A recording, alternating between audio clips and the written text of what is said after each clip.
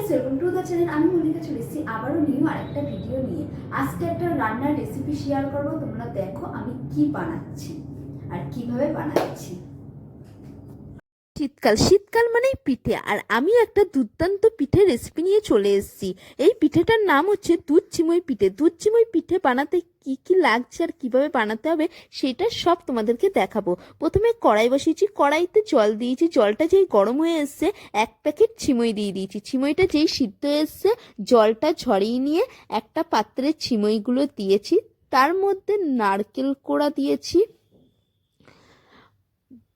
এখানে দুধ দিচ্ছি, গুঁড়ো দুধ, অল্প করে লবণ আর সুজি পরিমাণ মতন দিয়ে নিতে হবে, চিনি দিচ্ছি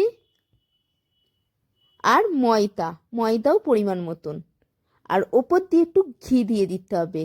এগুলো সব দিয়ে ভালো করে মেখে নিতে হবে। এখানে মাখা হয়ে গেছে। এবার কড়াইতে তেল দিয়ে তেলটা ভালো করে গরম করে নিতে হবে।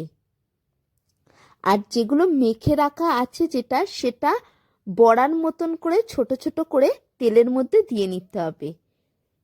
একটু এগুলো ভালো করে ভেজে নিতে হবে, ভেজে তুলে নিতে হবে একটা পাত্রে। এখানে ভাজা হয়ে গেছে। এবার কড়াইতে পরিমাণ মতন দুধ দিয়ে ওর মধ্যে তেজপাতা, এলাচ আর লবণ আর গুঁড়ো দুধ দিয়ে ভালো করে ঘন করে নিতে হবে। আর চিনি দিতে হবে। চিনি যদি না দাও তাহলে পাটালিও দিতে পারো, আমি এখানে চিনি দিয়েই করছি। তারপরে ওর মধ্যে বড়াগুলোকে দিয়ে দিতে হবে, দিয়ে নাড়াচাড়া করে 5 মিনিট ধরে ফোটাতে হবে। ফোটানোর পরে নামিয়ে 10 মিনিট ধরে ঢেকে রেখে পরিবেশন করতে হবে। আর এইটা আমার তো খেয়ে খুবই ভালো লেগেছে, দারুণ হয়েছে।